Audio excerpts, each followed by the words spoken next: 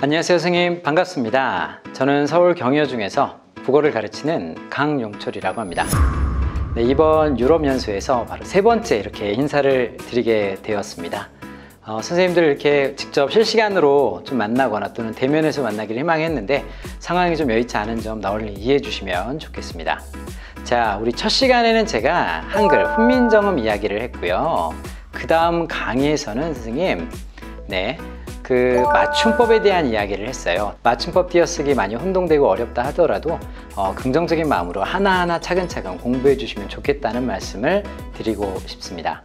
자, 이제 마지막 강의입니다. 마지막 강의는 이제 교수법 이야기를 하려고 합니다. 저도 이 교수법 쪽에 대한 관심이 많아서 꽤 오랫동안 연구를 하고 있는데요.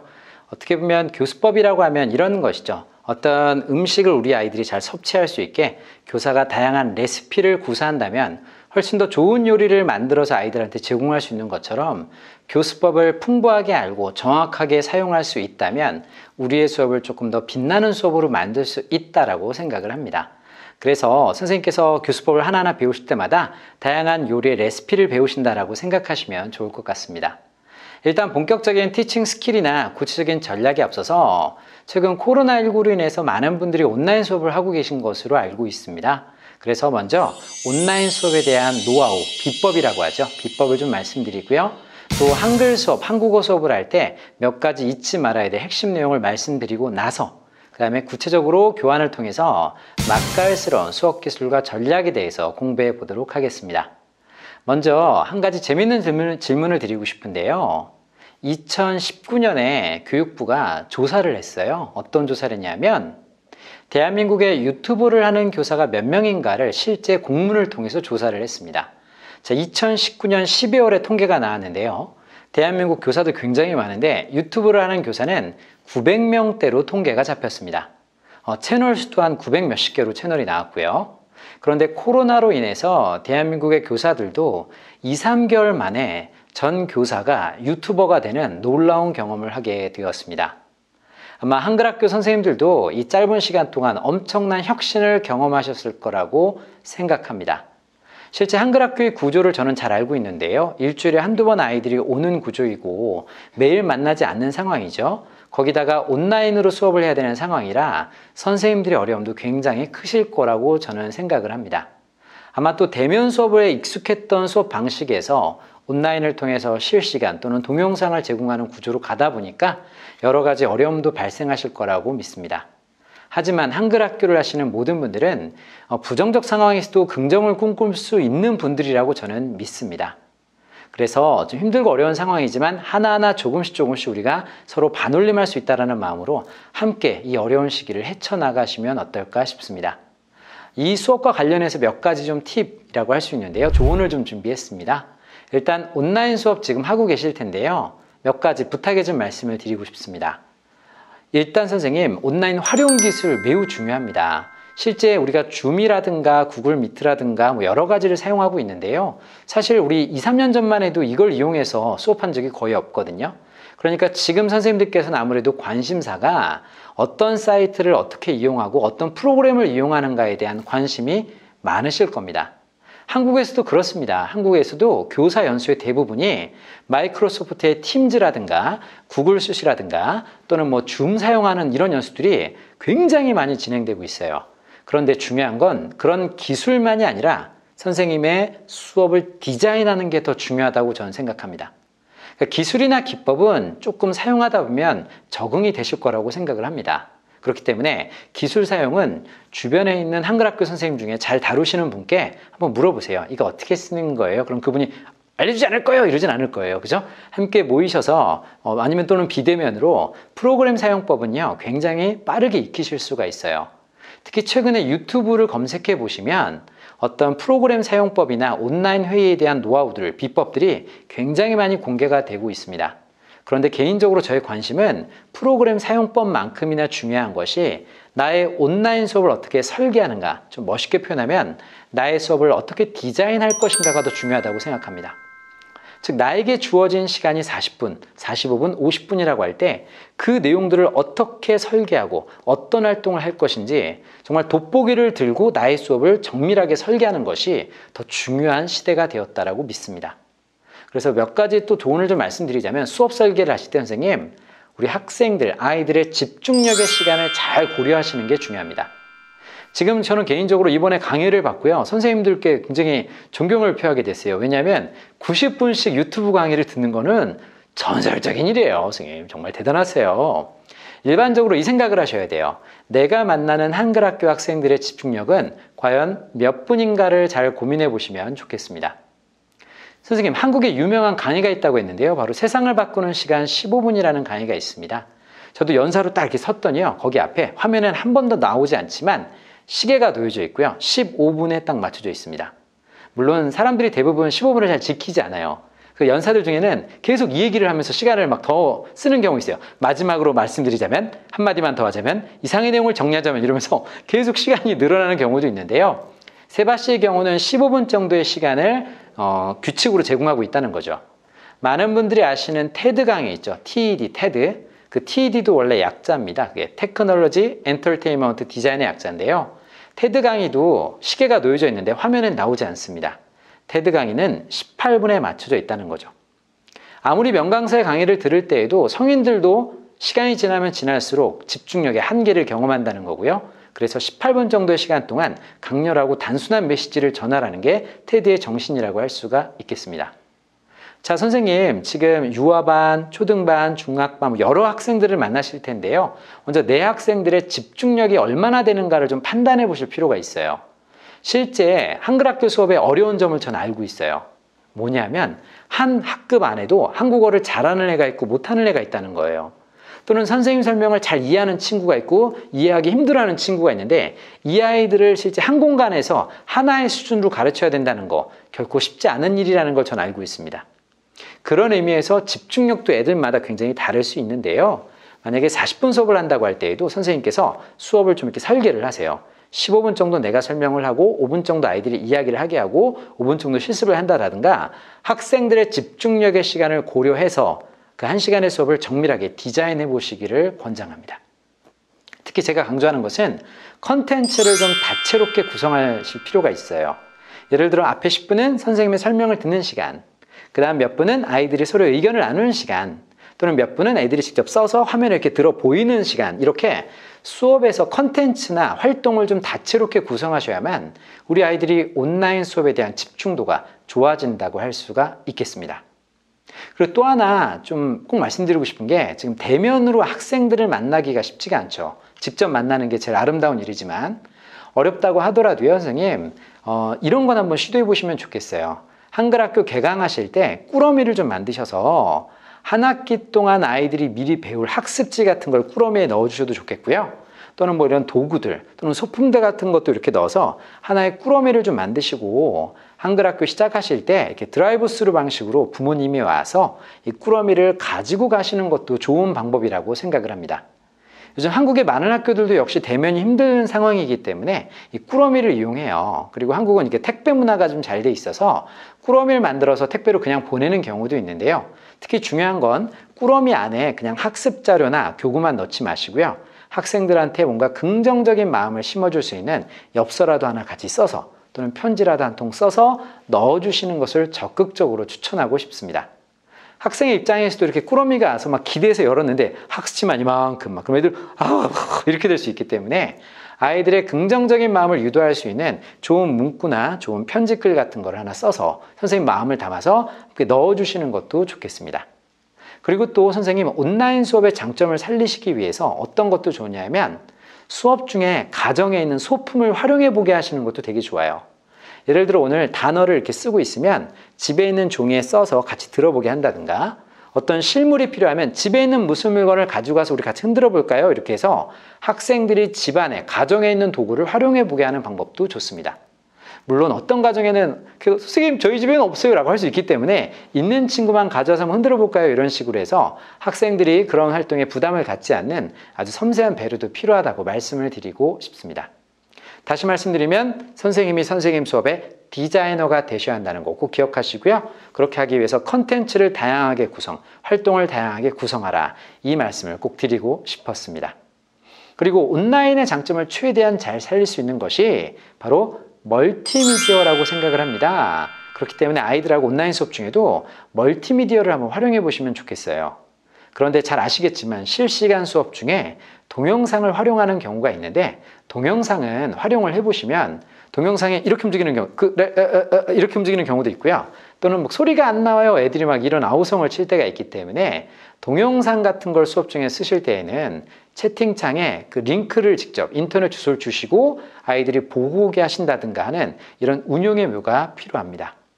동영상이라든가 어떤 음악 또는 사진 이런 것도 같이 활용해 보시면 우리 학생들의 집중력을 좋게 만들 수 있다는 걸 기억해 주시면 좋겠습니다.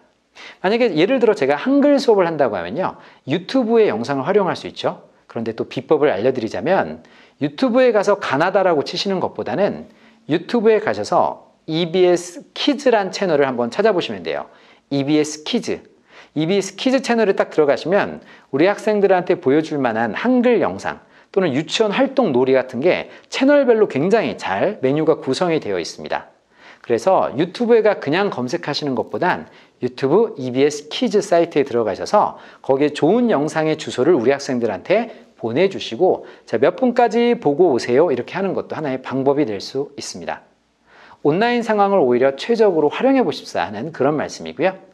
자, 그 다음 또 말씀드리고 싶은 건 질문을 잘 구성하실 필요가 있어요. 온라인 수업에서는 일방적으로 강의하면 힘든 경우가 있거든요. 그러니까 우리 학생들한테 적절한 질문들 같은 걸 쭉쭉 이렇게 던져주시고 학생들의 의견을 듣는 시간을 넣어주시는 것도 좋겠습니다. 실제 제가 최근에 호주 빅토리아 교사연합회라든가 다른 여러 국가들의 연합회 교사연수에 참여할 때, 실시간을 할 때 어떤 질문을 던지고 선생님들의 반응을 보는 경우가 있거든요. 온라인 수업, 특히 실시간을 하신다면 좋은 질문이 나가고 좋은 반응이 돌아오는 이런 점을 꼭 고려해 주시면 좋겠습니다. 자, 온라인 수업에서 정말 중요한 핵심은 무엇일까요? 그것은 바로 뭐냐면 교사의 실제감이라고 할 수 있습니다. 즉, 학생들하고 공부할 때 선생님이 비록 온라인으로 하고 있지만 너희들 앞에 있고 너희들과 지금 호흡을 하고 있어 라는 느낌을 주시는 게 되게 중요해요. 자, 따라해 보실까요? 수업은 호흡이다. 네, 한 분 따라 하시네요. 감독님. 자, 수업은 교사의 들숨날숨과 학생의 들숨날숨이 맞아떨어지는 거예요. 수업은 톱니바퀴다. 교사의 바퀴와 학생의 바퀴가 물려 돌아가야 합니다. 그런 측면에서 온라인 수업을 할 때에도요, 실제감, 선생님의 실제적 느낌을 주시는 게 중요해요. 그렇기 때문에 수업을 시작할 때 인사를 한다든가, 수업 중간에 학생의 이름을 불러주신다든가, 혹은 학생이 어떤 문제가 생겼을 때 친절하게 답변해 주신다든가, 또는 어떤 컨텐츠의 내용을 잘 이해하고 있는지 확인해 주신다든가는 이 실제감을 주기 위해 최선을 다하실 필요가 있습니다. 제가 어저께 강의한 곳에서 질문 하나 받았는데, 실시간 수업할 때 아이 이름 부르면 놀래잖아요. 그럴 수 있어요. 갑자기 열광하시다가 거기 철수, 딴 데 보지 마 이러면 애가 철수 울면서 다시는 안 오게 되잖아요. 이런 상황이 아니라 어떤 누군가 발표했을 때 누구누구의 발표 참 좋구나, 누가 이렇게 반응을 해줬네, 이렇게 긍정적인 의미로 이름을 불러주는 상황을 말씀드리는 거예요. 갑자기 몰입해 있는 애한테 너 딴 데 보지 마 이렇게 하면 애들 놀랄 수도 있어요. 그리고 실제감을 주는 또 하나의 방법은 뭐냐면 선생님의 표정이라든가 이런 비언어도 되게 중요해요. 표정도 되게 중요합니다. 그리고 비언어가 뭐냐면 이런 거죠. 눈빛, 표정, 제스처, 동작이라고 하죠. 이런 것도 실시간 수업에선 굉장히 크게 작용을 합니다. 실제 제가 한국에서 줌 수업을 하는 선생님 몇 분을 모니터했는데요. 화면에 보고 계속 얘기만 하세요. 걔들아 이번 시간에 뭐냐면 이런 거야. 이해가 되니? 이렇게 하는 것보다 손동작만 잘 써도 수업이 달라져요. 보세요. 1번 이게 중요해요. 자, 2번 이게 중요해요. 3번 이 부분 이거 정말 중요하죠? 다르지 않습니까? 그래서 실시간 수업을 할 때에도 이렇게 손짓이라든가 표정과 눈빛 같은 것도 굉장히 중요한 실제감을 준다는 걸 기억하시면 좋겠습니다.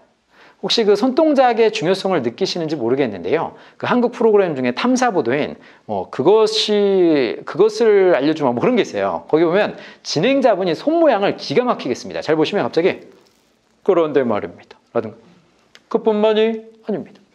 과연 우리는 이런 동작을 쓰는 이유가 있어요. 그게 뭐냐면 손으로서 시청자들을 집중하는 그런 전략을 구사한 거라고 할 수가 있는 것이죠. 이해가 되시죠? 그렇기 때문에 선생님께서 이런 비언어를 잘 써보시는 것도 중요하다라고 보실 수 있고요.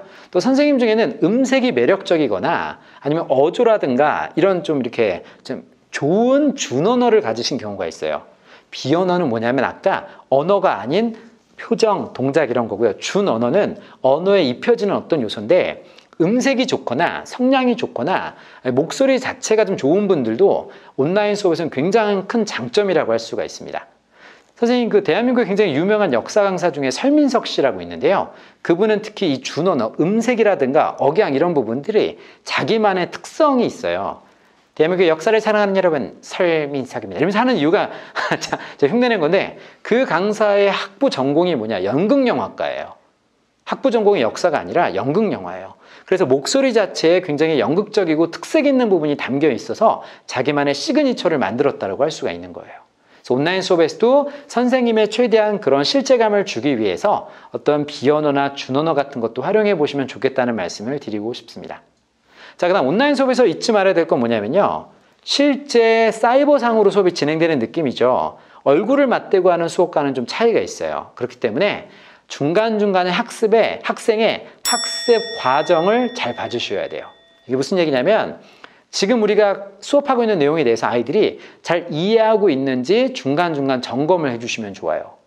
실제 대면 수업은 전체 아이들을 가르치다가 또 개별 학생들한테 가서 볼 수도 있고 또 아이들의 표정을 계속 관찰하기 때문에 이 내용을 이해했는지 안 했는지를 볼 수가 있지만 온라인 수업에서 교사는 바쁩니다. 내 교환도 띄워야 되고 때로는 채팅도 해야 되고 또 아이를 불러야 되기 때문에 굉장히 빠르고 여러 가지 전환된 작업을 해야 돼요. 그렇기 때문에 계속 진도만 나가기보다는 어느 정도 배운 다음에 이 내용을 잘 이해했는지 학생들한테 물어보시고 또 중간중간 짧고 재미있는 퀴즈도 내면서 학습 과정이 잘 흘러가고 있는가를 중간중간 점검하셔야 합니다. 자, 최근 온라인 수업의 꽃을 뭐라고 부르냐면 이렇게 부릅니다. 온라인 수업의 진짜 꽃은 바로 1대1의 피드백이다 라는 이런 얘기를 많이 하는 분들이 있습니다. 저도 굉장히 동감하는 얘기인데요. 온라인 수업의 장점은요. 1대1의 피드백을 많이 하면 할수록 더 빛이 난다고 저는 생각을 해요. 그러니까 수업을 할 때 실시간이든 녹화 영상을 주든 아이들하고 수업을 하고 끝이 아니라 한 명 한 명쯤 애들이 했던 활동에 대해 피드백을 주시는 게 중요해요. 그리고 만약에 여유가 되신다면 1대1의 활동을 약간이라도 시간을 조금이라도 투자하셔서 학생을 1대1로 영상으로 만나는 것도 되게 의미가 있는데요. 물론 학생 중에는 부담스러워하는 친구도 있지만 학습의 과정에서 볼 때에는 온라인의 장점을 활용하여 한 명 한 명을 좀 더 섬세하게 바라본다는 관점이 매우 중요하다는 걸 꼭 기억해 주시면 좋겠습니다. 자, 선생님, 온라인 수업의 중요한 몇 가지 점들을 정리해서 말씀을 드렸는데요. 이미 이렇게 하고 계신 분도 되게 많으시다고 생각을 해요. 그런데 조금 온라인 수업에 좀 힘든 마음을 느끼신 분이 계시다면 지금 제가 말씀드린 부분을 다시 한 번만 되새김해 주시면 좋겠습니다.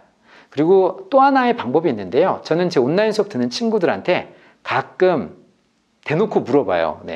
수업 다 끝나고선 선생님의 말의 속도는 어떠했는지, 선생님이 보여준 자료는 잘 이해가 되는지, 또는 선생님이 온라인 수업 중에 활용한 이런 멀티미디어가 구동은 잘 되고 있는지, 혹시 설명 중에 어려운 부분은 없었는지를 아이들한테 이렇게 의견을 좀 들어보는 편이에요.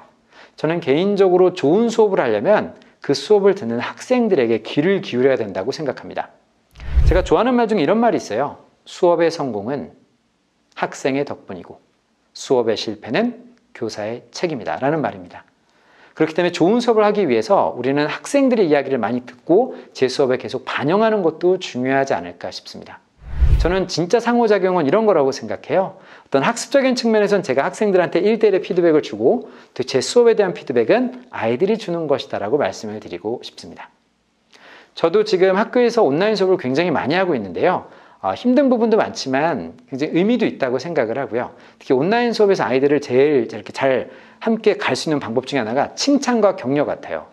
칭찬과 격려를 대면 수업보다 더 많이 하는 것 같아요. 근데 하면요, 애들이 되게 놀라운 걸 보는데 누굴 칭찬하면 갑자기 화면에서 이런 장면을 보여요. 근데 진짜 생각해보면 대면 수업을 할 땐 그 아이를 칭찬해 본 적이 별로 없는 것 같은데 온라인 수업에서 칭찬과 격려를 많이 했더니 애들의 그 수업 피드백이 어떻게 오냐면 온라인이라 힘들 줄 알았는데 선생님이 저한테 관심을 더 가져주시는 것 같아서 좋았어요 라는 의견도 꽤 나오더라는 겁니다. 고로 선생님, 아이들 온라인 수업할 때 칭찬과 격려를 통해서 계속 긍정적인 분위기를 조성하는 것이 중요하다고 생각합니다. 최근에 한국 학생들이 좀 우울감을 느끼고 있다는 기사를 보신 적이 있을 거예요. 일명 코로나 블루라고 얘기하는데요. 또 코로나 블루를 넘어서 코로나 레드라는 말도 나왔어요. 우울감과 좌절감을 느끼던 부정적 감정을 느끼던 학생들이 어느 순간 막 분노와 화를 느낀다는 거예요. 그래서 요즘 한국에서도 온라인 수업을 할 때 학생들의 긍정적인 측면을 최대한 많이 이끌어내도록 노력을 하고 있어요. 그래서 온라인 수업 전에 좋은 음악을 좀 틀어놓기도 하고요. 수업 중에 잘한 친구들한테 한국에서는 이렇게 기프트콘이라고 하는데 카톡에 이렇게 선물 보내는 기능이 있어서 진짜 열심히 한 학생한테 선생님께서 갑자기 바나나 우유 같은 걸 하나 쏴주는 거예요. 보내면서 나의 국어 수업에 바나나 안 바나나 이렇게 자 보내주면 애들이 바나나를 사 먹고 막 갑자기 답장을 해요. 선생님 너무 잘 먹고요. 수업 앞으로 열심히 할게요. 선생님 최고 뭐 이런 경우도 있다는 겁니다.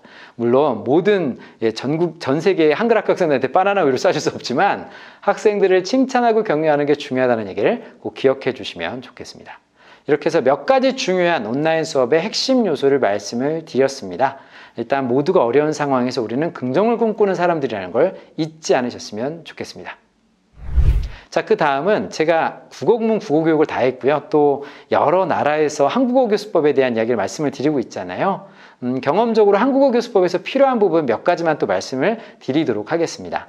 제가 강의 구성을 이렇게 한 이유는 교수법이라고 해서 90분을 쭉 말씀드리는 것보다는 좀 컨텐츠를, 내용을 좀 이렇게 분절해서 말씀을 드리고 싶어서 나름대로 고민을 많이 한 거니까 이해해 주셨으면 좋겠어요. 자, 지금부터 말씀드릴 내용은 한국어 수업 또는 한글 수업을 할 때 중요한 부분들을 좀 몇 가지 말씀을 드리려고 합니다. 일단 한글 수업, 한국어 수업에서 힘든 부분 몇 가지를 저는 말씀을 드리고 싶은데 아까 잠깐 나왔지만 한 교실 안에도 한국어를 잘 쓰는 애가 있고 못 쓰는 애가 있다는 거.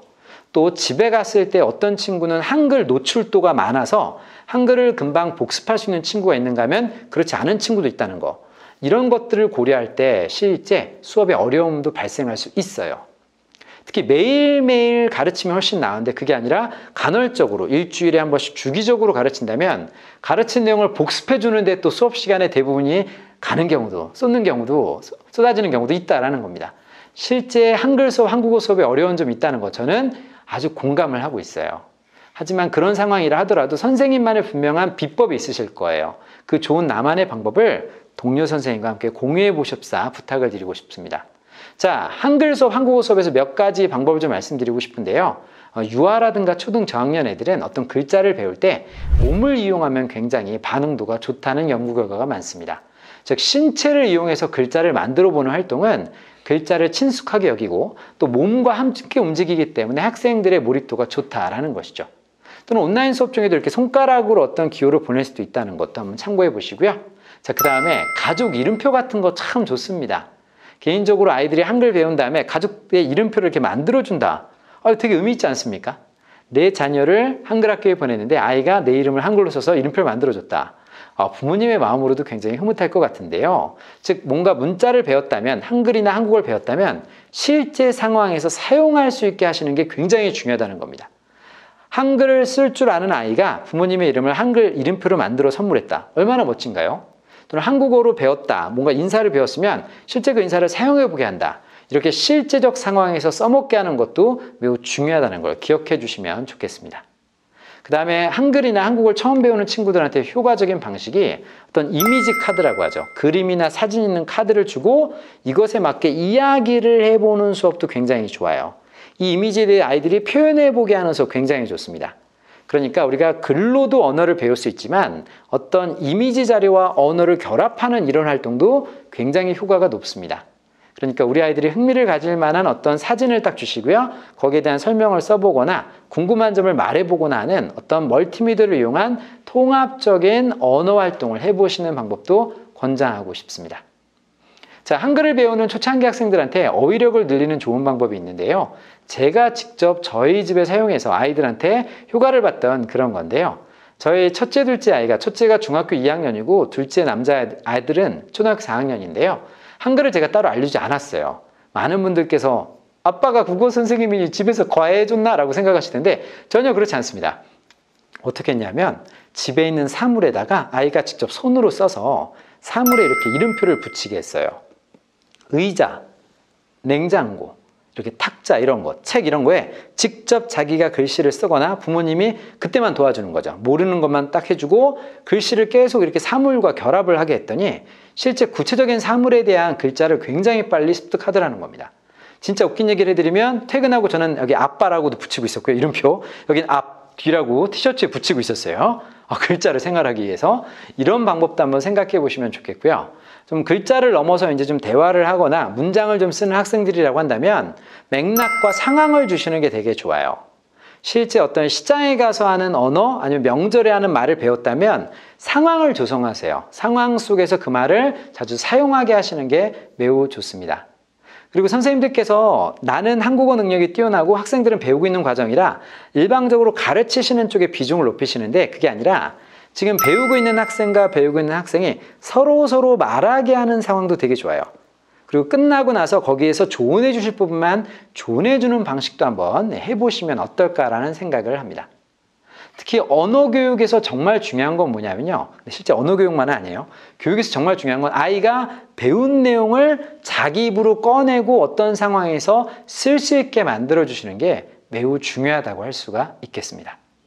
자, 참고로 제가 그 교수법의 비밀 하나 알려드릴 건데요. 궁금하시죠?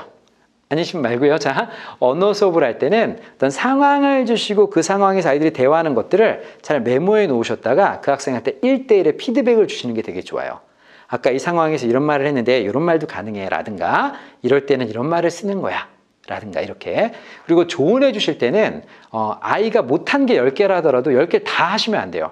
좋은 거 7, 8개 그리고 한두 개는 권유하는 형태로 제안해 주시는 게 훨씬 아이들의 심리적 학습 효과에 도움이 된다라고 보시면 되겠습니다.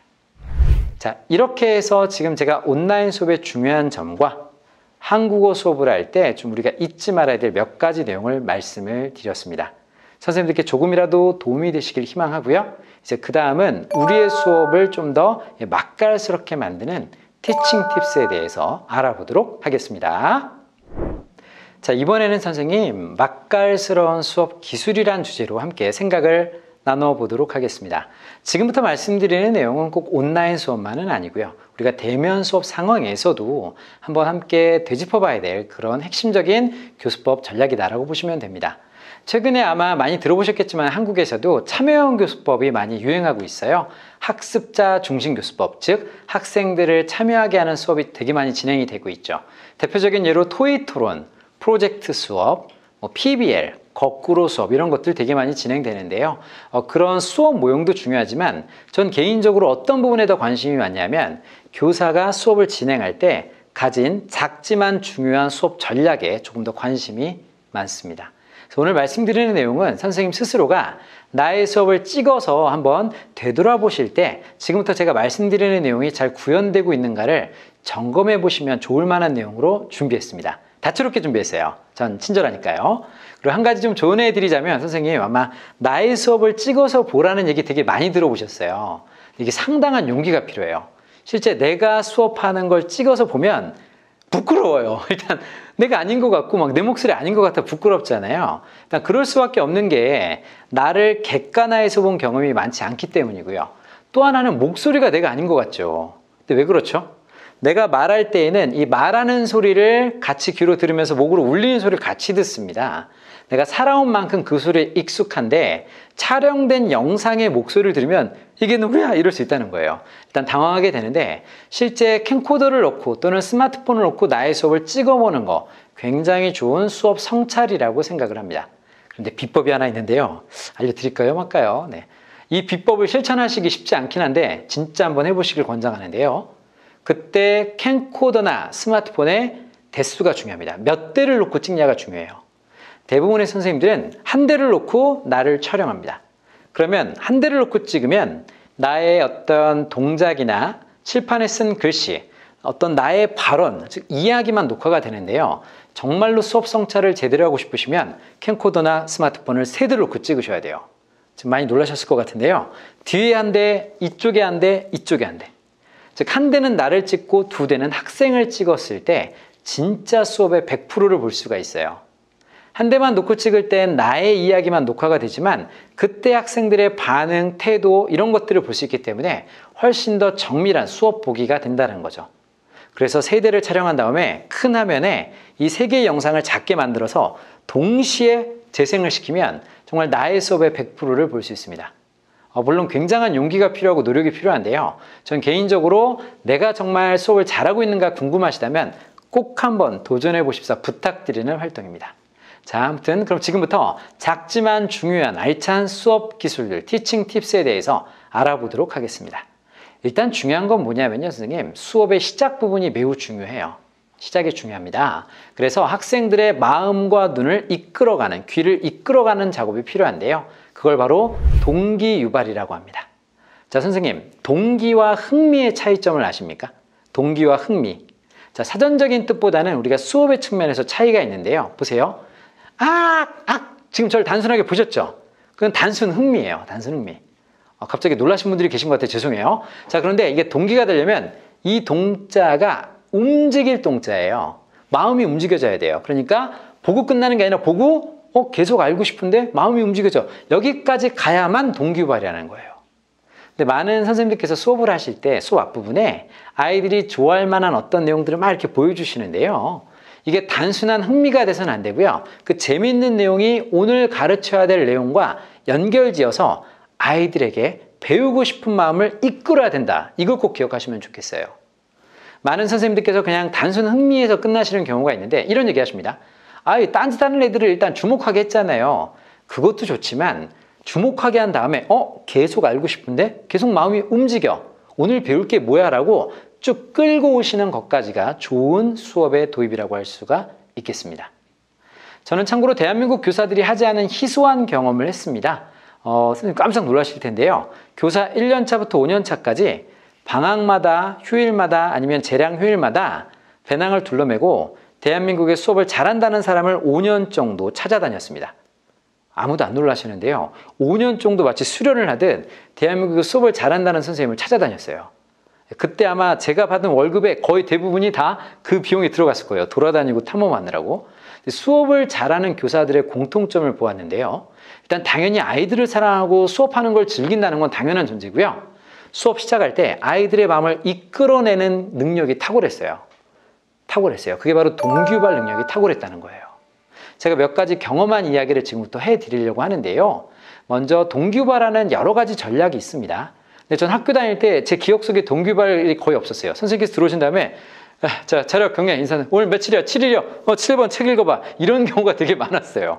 아마 이 강의를 들으시는 분 중에도 나도 그랬어! 이러면 되게 많으실 텐데요.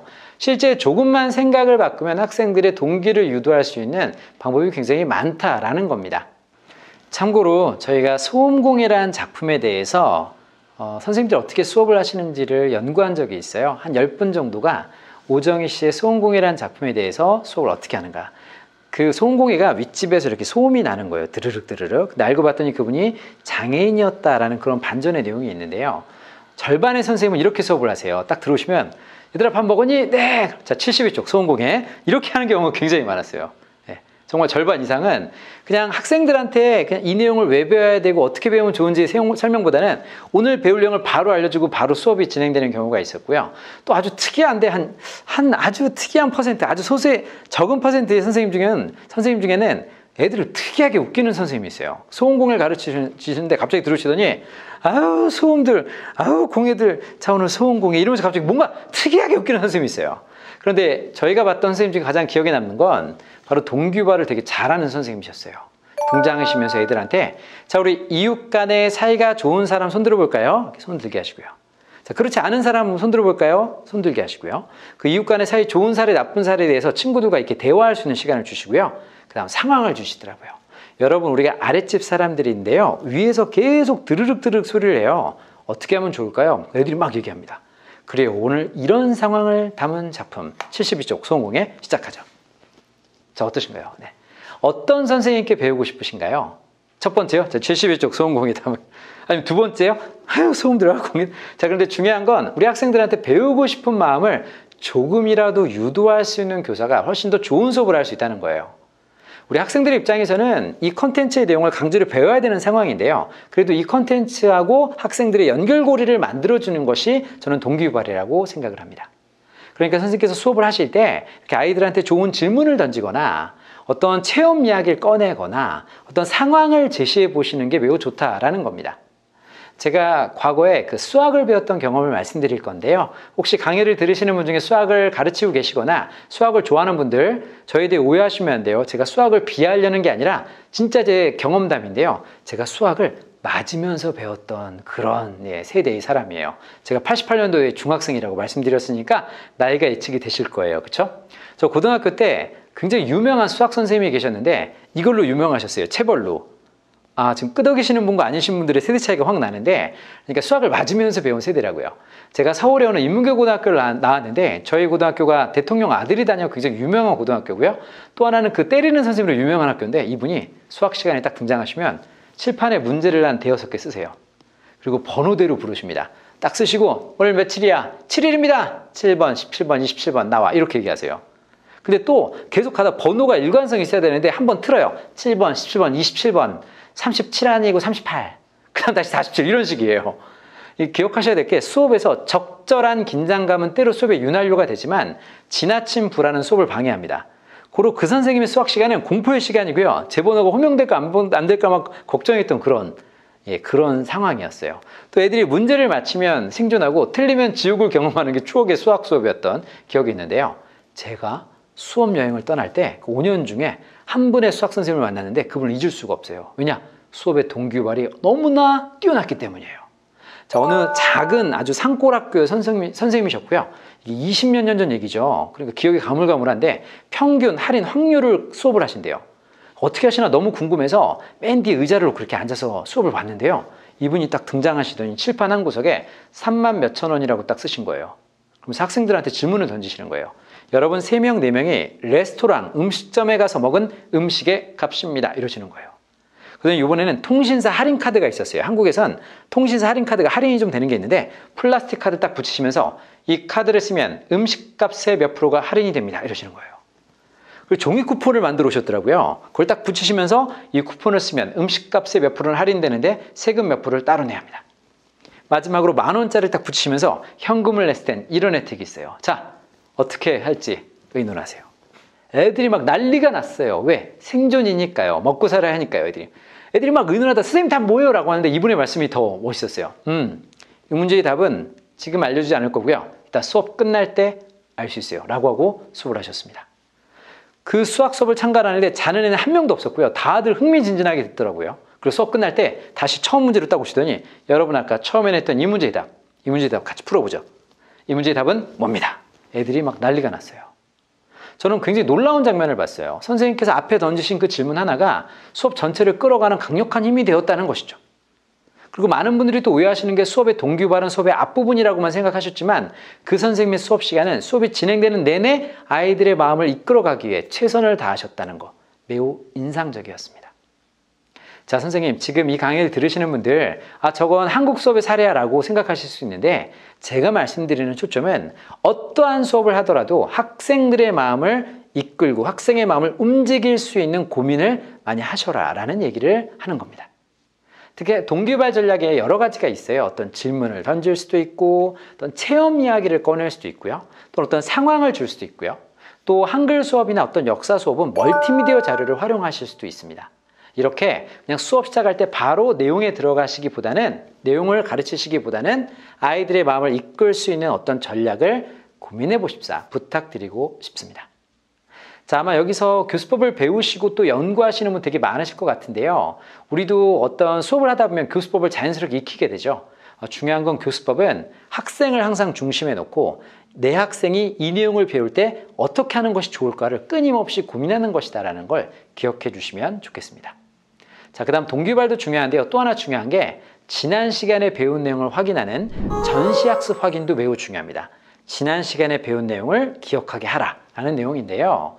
특히 한글학교 수업은 매일매일 오는 수업이 아니기 때문에 지난 시간에 배운 내용을 떠올려서 이번 시간하고 연결하는 게 되게 중요해요.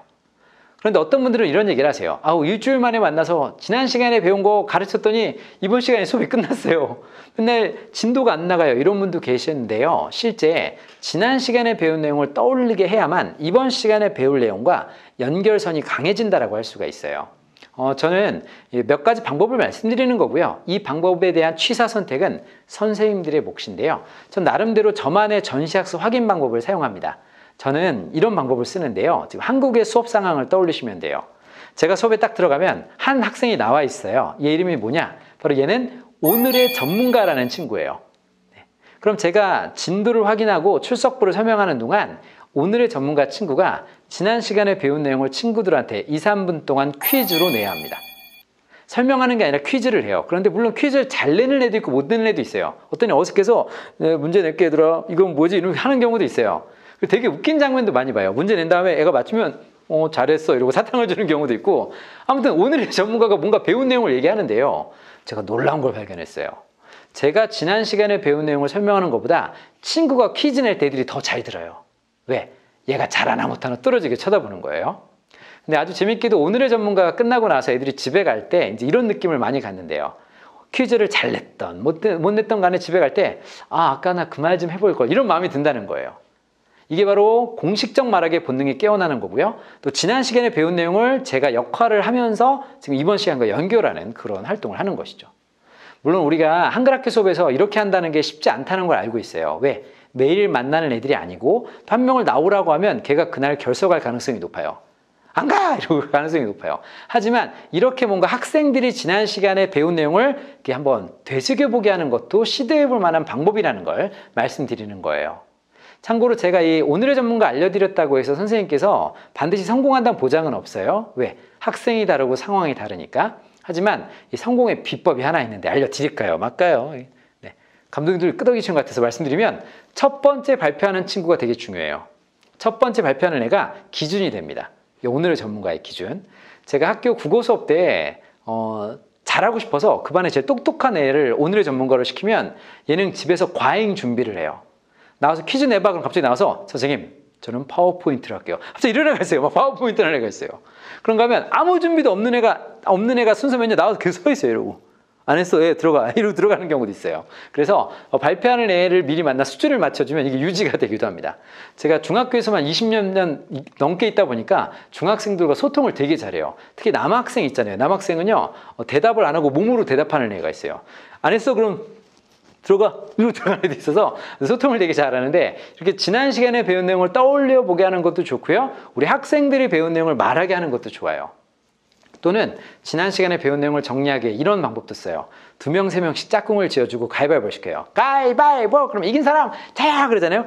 네가 친구한테 설명하는 거야 라고 변수를 주면서 지난 시간에 배운 내용을 하나라도 떠올리게 하는 편이에요.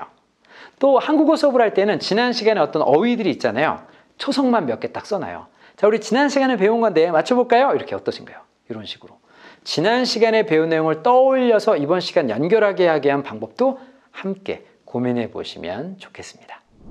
자, 그 다음 또 말씀드릴 건 이제 수업을 시작하는 방법과 전략인데요. 제가 동작을 만들었어요. 선생님도 기억하시기 쉽게. 이 3가지가 중요한데 기억하세요. 수업을 시작할 땐 리뷰, 지난 시간에 무엇을 했는가. 프리뷰, 이번 시간에 무엇을 할 것인가. 오브젝티브, 왜 하는가. 이 3가지를 잘 기억하셔야 돼요. 자, 수업을 시작할 땐 지난 시간에 뭐 했어요?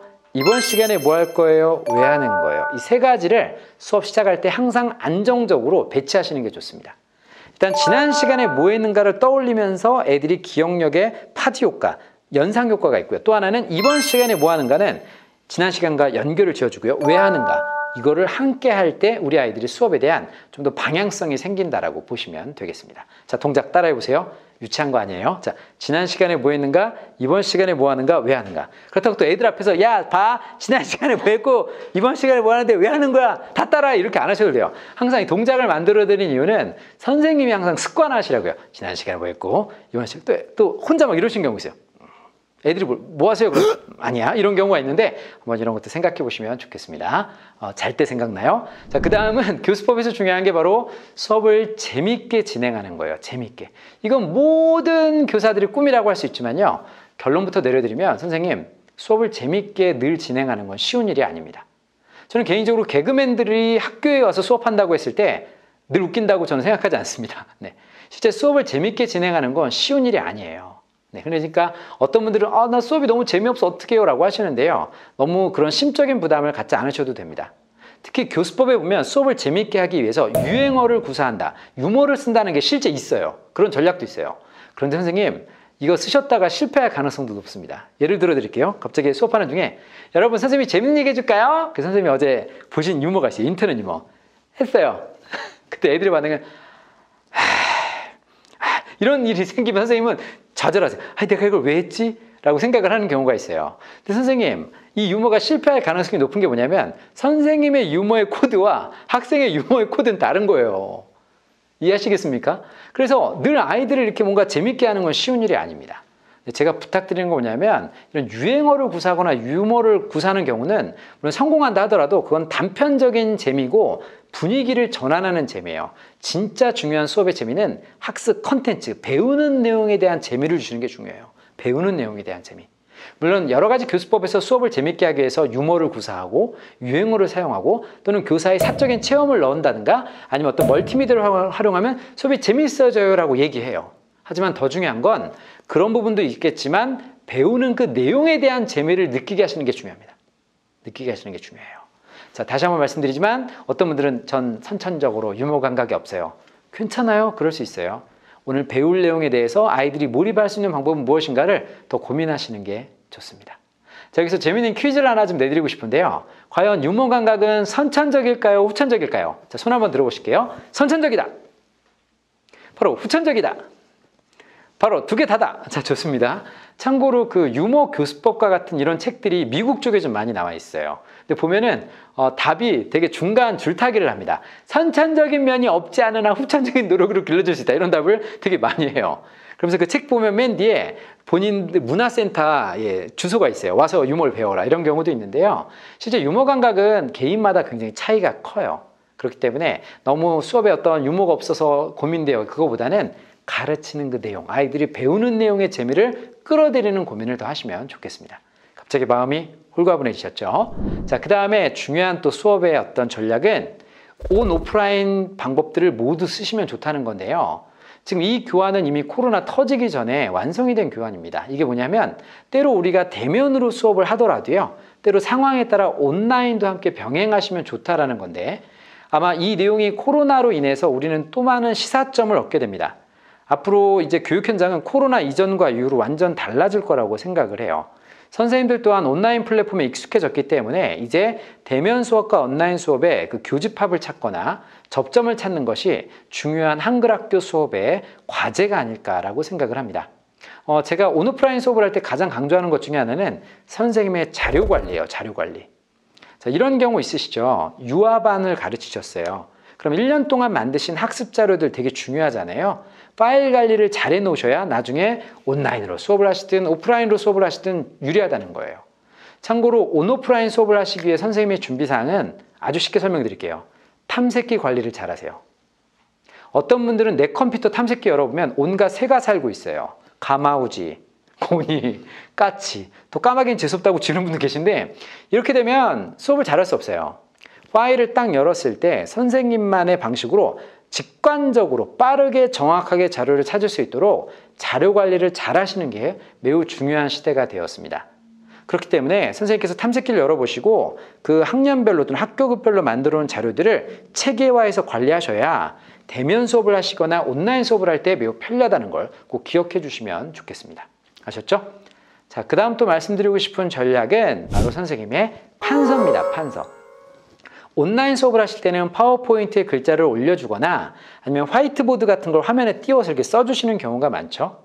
그런데 우리가 대면 수업을 할 때, 실제 등교 수업을 할 때는 판서를 하는 경우가 더 많을 거예요. 또는 판서가 아니면 학습지를 나눠주시는데요. 놀랍게 판서는 수업에서 굉장히 중요한 역할을 한다는 겁니다. 아이들한테 설명을 하면서 바로바로 써줄 때 아이들의 학습 효과에 직접적으로 영향을 미치기 때문인데요. 지금부터 제가 좋지 않은 판서를 불러드릴 거예요. 이걸 잘 들으셨다가 여기에 해당되지 않도록 노력하시면 됩니다. 자, 안 좋은 판서 불러드릴게요. 어떤 판서가 안 좋으냐면 글씨가 작아서 안 보이는 판서, 좋은 판서가 아닙니다. 즉 아이들이 판서 내용을 보기 위해 에너지를 쏟는 걸 하지 않도록 해주셔야 돼요. 그냥 자연스럽게 판서의 글자, 칠판의 글자가 눈에 들어오도록 해주셔야 되는데 글씨를 작게 써서 잘 안 보이는 소, 좋지 않은 판서입니다. 또 하나는 글씨를 흘려 쓰는 판서, 좋지 않은 판서예요. 또 하나는 뭐냐, 이거는 수업을 잘하는 분들도 해당이 많이 되는데 한 색깔로만 필기하는 판서예요. 한 색깔로 흰색으로 딱 적어놓고 얘들아 중요해 아이들 입장에서는 다 중요하잖아요. 진짜 수업을 잘하는 교사들은요, 색분필을 사용을 잘합니다. 그러니까 흰 분필을 쓴다 하더라도 다른 색깔 펜을 들어서 표시를 해주기 때문에 학생들 입장에서도 판서가 아주 명료하게 이해가 되는 거예요. 자, 지금까지 몇 가지 말씀드렸죠? 작아서 안 보이는 판서, 글씨를 흘려 써서 알아보기 힘든 판서. 그 다음 뭐라고 했습니까, 선생님? 뭐라고 했습니까? 한 색깔로만 필기하는 판서. 그 다음 또 안 좋은 판서가 있는데요. 바로 자유발산형 판서예요. 여기저기 막 적는 사람들. 혹시 여기 저와 비슷한 연령대 선생님들은 모두 아시는 분인데요. 도올 김용옥 씨라고 있어요. 그 EBS에 철학 강의하는데 그분이 자유발산형 필기의 끝판왕이에요. 그분의 강의를 보면 이런 막 여기저기 막 쓰세요. 다른 채널을 보다 돌아오면요, 무슨 내용을 하셨는지 판서를 보면 알아볼 수가 없습니다. 자, 근데 판서라는 건요, 자유발산형 필기를 쓸 수도 있지만 판서는 다른 생각하던 애도 딱 칠판을 봤을 때 어떤 내용까지 나왔는지 알 수 있게 논리적 흐름을 갖고 깔끔하게 써주는 게 좋아요. 자유발산형 필기에 가장 적절한 사람은 누구냐? 바로 인지 능력이 좋은 사람들은 판서에 별로 영향을 안 받아요. 여기저기 적든 뒤집어 적어도 인지 능력, 머리가 좋은 친구들이나 집중력이 좋은 친구들은 끝까지 본다는 거예요. 하지만 판서는 다른 생각하던 애도 딱 봤을 때 어디까지 흘러왔거나를 알 수 있게 논리적 흐름을 갖는 것이 중요하다. 이렇게 보시면 되겠습니다. 그래서 선생님께서 판서를 한번 점검해 보시면 좋은데요. 우리가 한국어 수업을 할 땐 단어 중심, 문장 중심을 적을 때에도 막 적으시는데 그렇게 하지 마시고 일단 가운데 제목도 좀 적으시고 목표도 좀 적으시고 논리적 흐름을 갖고 여유 있게 적으시면 좋겠습니다. 참고로 제가 꿈과 희망을 드릴게요. 제가 EBS 최악의 악필이에요. 너무 좋아하신다. 자, 악필인데요. 참고로 저는 특공대에서, 뭔 특공대라고 하시는 분은 첫 번째 강의, 한글 강의 듣고 오세요. 자, 특공대에서 훈련을 너무 많이 해서 이 손을 많이 다쳐 그런지 판서 글씨가 유난히 안 돼요. 판서 글씨를 잘 못 써요. 판서를 정말 못해요. 그런데 저 나름대로 노력은 되게 많이 했어요. 막 펜글씨도 써보고요. 판서 써보고 막 이렇게 막 관찰하고 또 막 연습도 해보고 했는데 잘 안 되더라고요. 그런데 저희 학교에 한석봉 교사가 있어요. 명필을 쓰는 교사들이 있어요. 어느 학교마다 교무실에 대표 글씨를 쓰는 한석봉 교사들이 있는데 제가 그걸 펜글씨를 쓰는 걸 보고 그 퇴임하신 분이 저한테 오시더니 지금 퇴임하셨어요. 강영철 교사, 강영철 선생, 강 선생, 그 판서 연습 되게 잘하는데 잘 안 되지? 그래서 네, 안 돼요. 그때 내가 비법을 알려줄게. 잘 들어. 네, 제발 알려주세요. 첫째는 칠판을 잘 보면 보이지 않는 줄이 있어. 일단 그 줄에 맞춰 쓰도록 연습해봐. 그래서 네, 알겠어요. 또요. 그랬더니 글씨를 큼직큼직하게 써. 그래서 네, 알겠어요. 또 그랬더니 정자체로 써. 이 세 가지가 그분의 조언이었어요. 줄에 맞춰 써라. 큼직하게 써라. 좀 이렇게 막 흘려 쓰지 말고 정자체로 쓰는 연습을 해라. 그 뒤로 학생들이요, 선생님 좀 판서 좋아졌어요 라는 평을 해주더라고요. 지금은 좀 벗어났어요. 이게 뭐냐면요, 선생님, 판서도 전략이라는 거예요. 전략입니다. 그리고 내 판서를 내가 정말 보고 싶다고 하시면요, 잘 기억하세요. 판서하고 여기서 보면 다 잘 쓴 것 같아요. 왜? 칠판 글씨와 내가 가깝게 보이기 때문에 글씨가 되게 크고 선명하게 보여요. 내 판서를 정말 평가해보고 싶다. 느낌 오시죠? 수업 끝나시고요, 맨 뒤에 가서 스마트폰으로 내 판서를 딱 찍을 때 나의 판서의 실체를 만나게 됩니다. 그래서 판서도 매우 중요한 수업의 전략이다 라는 걸 꼭 기억하시면 좋겠습니다.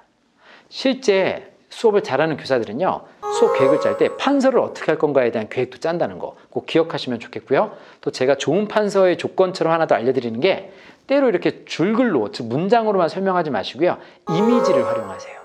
특히 언어 수업을 할 때 어떤 사물이 나오면 그림도 같이 그려주셔도 좋아요. 이런 것, 또는 도표나 그래프 같은 걸 써서 판서하는 것도 매우 효과적이라는 걸 함께 기억해 주시면 좋겠습니다. 자, 그 다음은 언어적 전달 능력도 교수법에서 굉장히 중요한 요소예요. 특히 선생님, 중요한 게 뭐냐면 이 목소리 있잖아요. 목소리는 좀 이렇게 경쾌하고 좀 이렇게 약간은 좀 에너지를 담아서 하시는 게 되게 좋은데요. 실제 우리가 대중 강연을 많이 안 해본 사람들은 언어적 전달 능력이 좀 이렇게 연습이 안 된 경우도 되게 많습니다.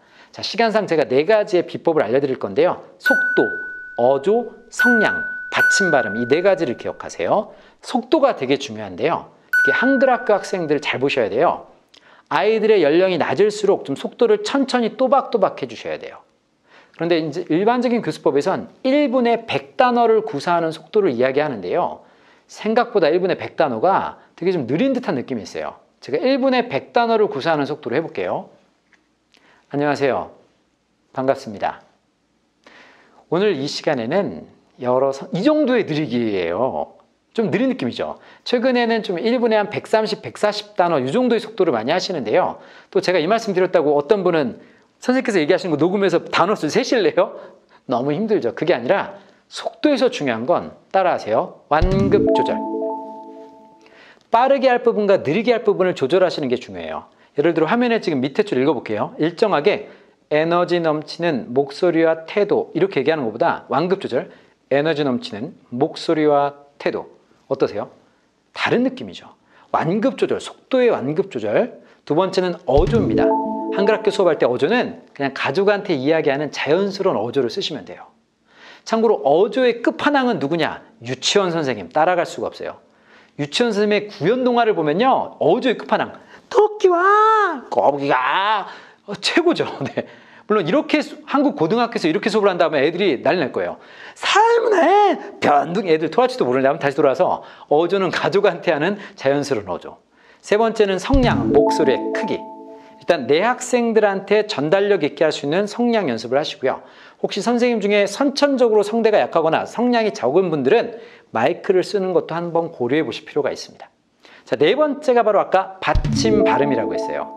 특히 아나운서들 보면 받침 발음이 정확하죠. 받침만 정확하게 하시면요. 소리를 크게 내지 않아도 전달력이 좋아져요.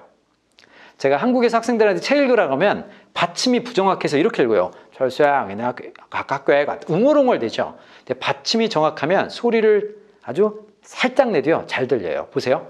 철수와 영희는 학교에 갔다. 그 둘은 아주 친한 친구였는데 잘 들리세요? 어떠세요?